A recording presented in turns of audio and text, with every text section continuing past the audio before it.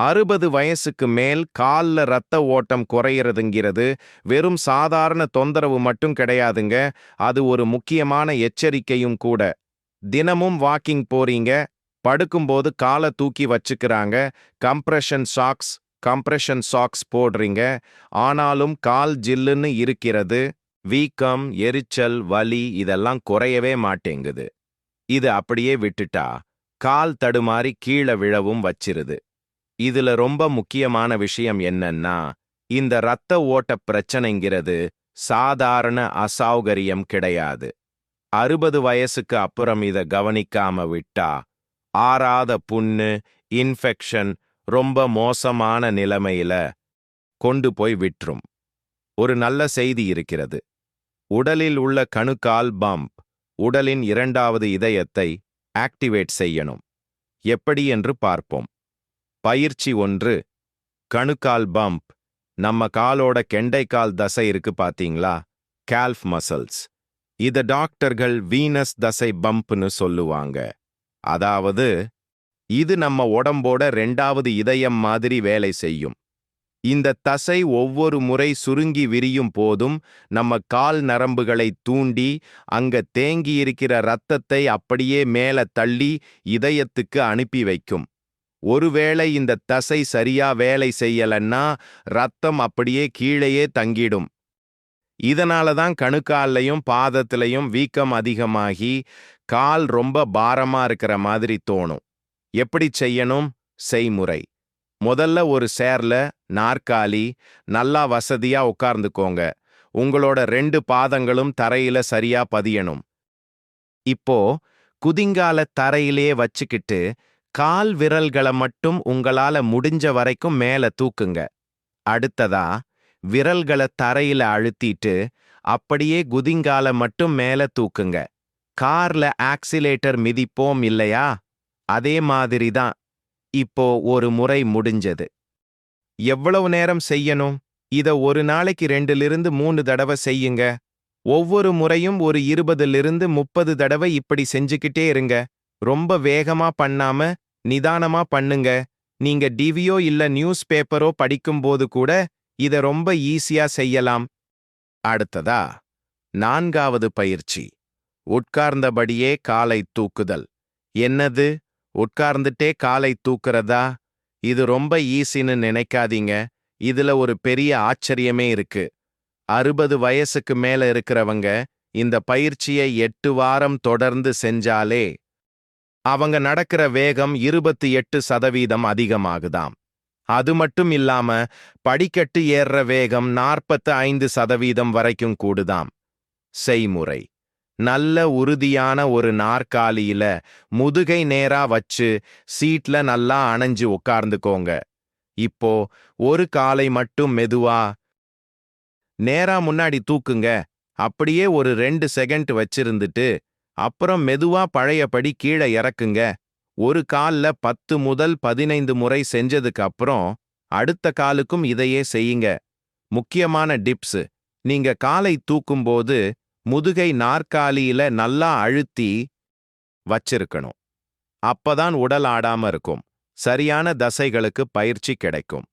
இது உங்களுக்கு ரொம்ப ஈஸியா ஆயிடுச்சுன்னா கால்ல சின்ன வெயிட் கட்டிக்கிட்டோ இல்ல ரெசிஸ்டன்ஸ் பேண்ட் வச்சோ செய்யலாம். 3வது பயிற்சி. சப்போர்ட்டுடன் கால் விரல் நடை, ஆங்கிள் பம்ப் வாக். எப்படி செய்யணும்? ஒரு நாற்காலியோ இல்ல மேசையோ பிடிச்சுக்கிட்டு அதுக்கு பின்னாடி நேரா நில்லுங்க. ஒரு சப்போர்ட்டுக்காக லேசா பிடிச்சுக்கோங்க. நீங்க ஒவ்வொரு அடியையும் எடுத்து வைக்கும்போது கவனிங்க. காலை முன்னாடி வைக்கும்போது உங்க கால் விரல்கள்ல நல்லா அழுத்தம் கொடுத்து உடம்ப லேசா மேல எழும்பி குதிகாலை தூக்கி அந்த பம்ப் ஆக்ஷனோட நடக்கணும். அதாவது ஒவ்வொரு அடியும் ஒரு ஸ்ப்ரிங் மாதிரி மெதுவா அழுத்தத்தோட இருக்கணும். முக்கியமான விஷயம். இங்க நீங்க எவ்வளவு நிதானமா பண்றீங்க, மேல தூக்கும்போது எவ்வளவு நேரம் நிறுத்துறீங்கிறது தான் முக்கியம். அப்போதான் தசைப்பகுதியும் பேலன்ஸ் பண்ற நரம்புகளும் ஒன்னா வேலை செய்யும். ஆரம்பத்துல ஒரு 10 தடவை பண்ணுங்க. அப்புறம் மெதுவா 20 முதல் 25 தடவை வரைக்கும் அதிகப்படுத்தலாம். 2வது பயிற்சி. ஒற்றை கால் பேலன்ஸ், சிங்கிள் லெக் பேலன்ஸ். எப்படி செய்யணும்? ஒரு மேசை பக்கத்திலேயோ இல்ல செவுத்து ஓரத்திலேயோ நின்னுக்கோங்க. ஒரு கைய சப்போர்ட்டுக்காக லேசா வச்சுக்கோங்க. இப்போ மெதுவா ஒரு கால்ல மட்டும் மொத்த எடையையும் குடுத்து டைம் அண்டர் டென்ஷன். நிக்கிறீங்களோ அவ்வளவு வேகமா ரத்தம் மேல போகும். இது உங்க நரம்பு மண்டலத்தையும் சுறுசுறுப்பாக்கும். பயிற்சி 5 எப்படி செய்யணும்? ஒரு சேர், நாற்காலி, பின்னாடி நின்னு சப்போர்ட்டுக்காக லேசா பிடிச்சுக்கோங்க. கால் விரல்கள்ல பாரத்தை கொடுத்து டைம் அண்டர் டென்ஷன். நிக்கிறீங்களோ அவ்வளவு வேகமா ரத்தம் மேல போகும். இது உங்க நரம்பு மண்டலத்தையும் சுறுசுறுப்பாக்கும். பயிற்சி 5 எப்படி செய்யணும்? ஒரு சேர், நாற்காலி, பின்னாடி நின்னு சப்போர்ட்டுக்காக லேசா பிடிச்சுக்கோங்க. கால் விரல்கள்ல பாரத்தை கொடுத்து குதிங்காலை மெதுவா உங்களால முடிஞ்ச வரைக்கும் மேல தூக்குங்க. இப்போதான் முக்கியமான விஷயம். அப்படியே உச்சியில 3லிருந்து 5 செகண்ட் வரைக்கும் நிக்கணும். மூச்சை அடக்காம சாதாரணமா மூச்சு விட்டுக்கிட்டே நேரா பாருங்க. அப்புறம் ஒரு 3 செகண்ட் எடுத்துக்கிட்டு ரொம்ப மெதுவா குதிங்காலை தரைக்கு கொண்டு வாங்க. 60 வயசு ஆயிட்டாலே இந்த நைட்ரிக் ஆக்சைடு அளவு குறையறத தடுத்து நிறுத்தவே முடியாதுன்னு மட்டும் நினைச்சிடாதீங்க. கண்டிப்பா இதை நம்மால தடுத்து திரும்பவும் பழைய நிலைக்கு கொண்டு வர முடியும். இப்போ இந்த மேஜிக்கை செய்யக்கூடிய சில பானங்கள் என்னென்னன்னு பார்க்க போறோம். செம்பருத்தி ஹிபிஸ்கஸ் டீ. இத பத்தி நிறைய பேருக்கு தெரியாதுங்க. இது பார்க்கறதுக்கு சாதாரணமா இருந்தாலும் இரத்த ஓட்டத்தை அதிகப்படுத்துறதுல இது ரொம்ப ரொம்ப சக்தி வாய்ந்தது. ஆய்வு சொல்லும் உண்மை. ஒரு 6 வார கால ஆய்வோட முடிவுல இந்த செம்பருத்தி டீ இரத்த ஓட்டத்தை கிட்டத்தட்ட 31% வரைக்கும் அதிகமாக்குதுன்னு கண்டுபிடிச்சு இருக்காங்க. இதோட மாற்றத்தை நீங்க குடிக்க ஆரம்பிச்ச 10 நாள்லயே நல்லா உணர முடியும். பிளஸ் பாயிண்ட், இது ரொம்ப விலை கம்மி. அதே சமயம் வீட்லயே ரொம்ப சுலபமா செஞ்சுடலாம். ரொம்ப முக்கியமான எச்சரிக்கை, செம்பருத்தி டீ குடிச்சா ரத்த அழுத்தம் பிபி நல்லாவே குறையும். அதனால நீங்க ஏற்கனவே பிபிக்காக மாத்திரை சாப்பிடுறவங்களா இருந்தா இத ரெகுலரா குடிக்கிறதுக்கு முன்னாடி உங்க டாக்டர் கிட்ட ஒரு வார்த்தை கேட்டுக்கிறது ரொம்ப நல்லது. 60 வயசுக்கு மேல பொதுவாவே நம்ம உடம்புல வறட்சி, ட்ரைனஸ் அதிகமாக ஆரம்பிக்கும். இந்த வறட்சி என்ன பண்ணும்னா, நம்ம மூட்டுகள்ல இருக்கிற அந்த வழுவழுப்பு தன்மையை லூப்ரிகேஷன், அதாவது அந்த கிரீஸ் மாதிரி இருக்கிற திரவத்தை அப்படியே காய வச்சிடும். இதனால தான் மூட்டுக்கள் எல்லாம் சீக்கிரம் தேய்மானம் அடையுது.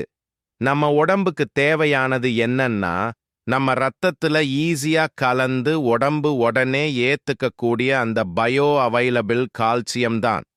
மஞ்சள் பால் நாள் முழுக்க உழைச்ச உங்களோட மூட்டுகள், தசைகள், அப்புறம் நரம்புகளை ராத்திரி முழுக்க அழகா சர்வீஸ் பண்ணிடும். காலையில எந்திரிக்கும் போது உடம்பு அப்படியே லேசா நல்ல புத்துணர்ச்சியா இருக்கும். இதோட ரகசிய செய்முறை, ஒரு கிளாஸ் பால், முடிஞ்ச வரைக்கும் பசும்பால் எடுத்துக்கோங்க. அதுதான் மஞ்சள் பால் நாள் முழுக்க உழைச்ச உங்களோட மூட்டுகள், தசைகள், அப்புறம் நரம்புகளை ராத்திரி முழுக்க அழகா சர்வீஸ் பண்ணிடும்.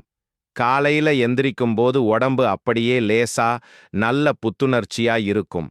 இதோட ரகசிய செய்முறை, ஒரு கிளாஸ் பால், முடிஞ்ச வரைக்கும் பசும்பால் எடுத்துக்கோங்க. அதுதான் கால்சியத்தை எலும்புகளுக்கு கொண்டு போய் சேர்க்கிற வாகனம் மாதிரி வேலை செய்யும். இனிப்பு வேணும்னா பனங்கற்கண்டு இல்லனா வெல்லம் சேர்த்துக்கோங்க.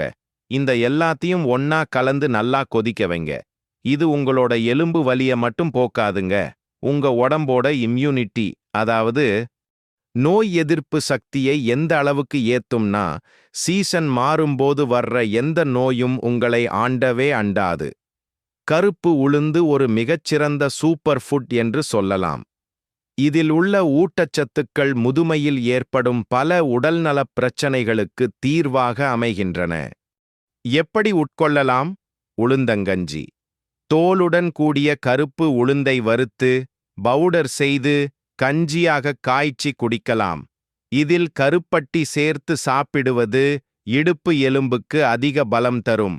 உளுந்தங்களி.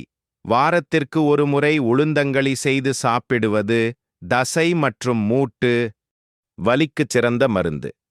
இட்லி தோசை.